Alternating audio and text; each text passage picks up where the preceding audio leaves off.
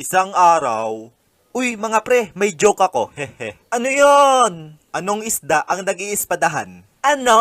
Di pating. Ha? Bakit? Pating, pating! Nyak, nyak, nyak, nyak, nyak, nyak. Corny mo. Oo nga, corny mo, corny mo. Diyan ka na.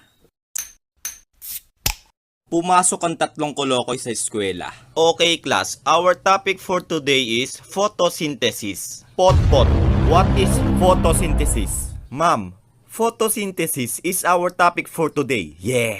Pot, labas! Ikaw, Olive, ano huling sinabi ni Rizal bago siya barilin?